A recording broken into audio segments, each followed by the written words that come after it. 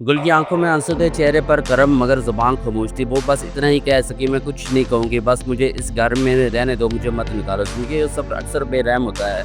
कभी मंज़िल करीब होकर भी दूर लगती है और कभी रास्ते में मौजूद हो मगर कदम बेसिम्मत है। हर शख़्स किसी न किसी की तलाश में सरदगाह होता है। किसी को रिश्ता नहीं मिलता तो किसी को मंज़िल का गिल की तलाश ख़त्म नहीं हुई। वो बिलाखिर उस घर जगह पर पहुँच गई जहाँ नफीस ने उसका बच्चा छुपा रखा हुआ था। असद वहीं था, साथ ही अहमद भी, जो गिल का साथ देने आया था। आज की वीडियो में हम आपके लिए लाए हैं एक ऐसा सीन जो आपके दिल को छू जाएगा, दिमाग को सोचने पर मजबूर कर देगा। और हाँ, अगर आपको हमारी वीडियो पसंद आती है, अगर आप हमें कोई राय देना चाहते हैं या सिर्फ एक अच्छी दोस्ती की शुरुआत करना चाहते हैं, तो ऊपर दिया गया मेरा व्हाट्सअप नंबर आपके लिए खुला है। मुझे बहुत खुशी होगी कि अगर आप मुझे मैसेज करेंगे, अपना तारुफ़ करवाएँ या सिर्फ़ ये कहें कि भाई आपका काम ज़बरदस्त है। चाहे आप ड्रामों के दीवाने हैं या सिर्फ़ बातचीत की शौकीन, मैं आपके पैगाम का मुंतज़िर रहूँगा। दोस्ती के दरवाज़े खुले हैं, बस एक कॉल या एक मैसेज की दूरी पर। आइए बढ़ते हैं अगले एपिसोड की जानब और जानते हैं आने वाले मनाज़र किस कदर हैरानकुन और जज़्बात से भरपूर होने वाले हैं। जैसे ही गुल और अहमद वहाँ पहुँचते हैं, माहौल तनाव का शिकार होता है। नफीस और अहमद के दरमियान तलख़ कलामी हुई। नफीस के चेहरे पर सख्ती थी, मगर गुल की आवाज़ में दर्द और मांग की बेकदरी।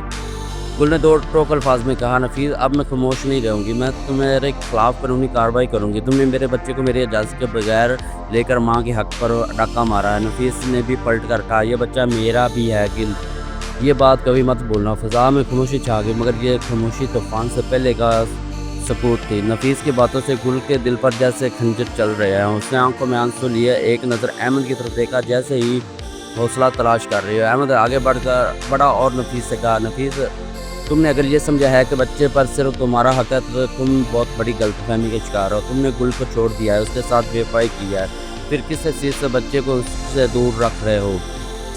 नफीस तल्खी से मुस्कुराया, अहमद तुम बीच में ना ही पड़ो तो बेहतर है, ये मेरा ज़ाती मामला है। गुल ने दोनों के दरमियान आकर अपनी बात वाज़ेह की, ये मेरा ज़ाती मामला है नफीस, ये बच्चा मेरा खून है, मैं अपने बच्चे को किसी सूरत नहीं छोड़ूंगी।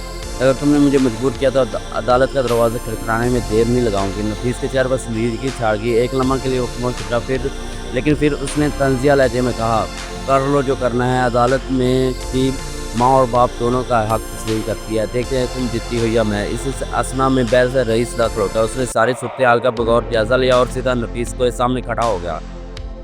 नफीस बहुत हो गया, मैं अब खामोश नहीं रहूँगा। उसने गुल को तलाक दिया, इसकी ज़िंदगी बर्बाद की, अब बच्चे पर भी ज़बरदस्ती कर रहे हो, ये ज़्यादती में बर्दाश्त नहीं करूँगा। नफीस ने तल्ख़ लहजे में कहा, रईस तुम मेरे भाई हो, मेरी मुखालफत क्यों कर रहे हो। रईस ने बेनियाज़ी से कहा, मैं सिर्फ हक़ का साथ दे रहा हूँ। गुल माँ है और बच्चे का पहला हक़ माँ का है। मैं अगर अदालत भी जाना पड़ा तो जाऊँगा। ये सुनते ही गुल की आंखों में उम्मीद जाग उठी और उसने पहली बार सुकून का सांस लिया। कमरे में गहरी खामोशी थी। गुल के चेहरे पर थकन और आंखों में सिर्फ एक सवाल था, मेरा बच्चा वापस कब मिलेगा। अहमद जो गुस्से से उसके साथ खड़ा था नरमी से बोला, गुल हमें कानूनी रास्ता अपनाना होगा, तुम्हारा हक़ तुम्हें वापस मिलेगा, मैं तुम्हारे साथ हूँ। गुल ने अहमद की तरफ देखा जैसे बरसों बाद किसी ने सच में उसका साथ दिया। और दूसरी तरफ नफीस अपनी अनाज जिद के खोल में कैद था। रईस ने उसे दोबारा समझाने की कोशिश की, नफीस तुम सिर्फ अपने बच्चे के बारे में नहीं सोच रहे, तुम अपनी ज़िद में इसका मुस्तकबिल को ख़तरे में डाल रहे हो।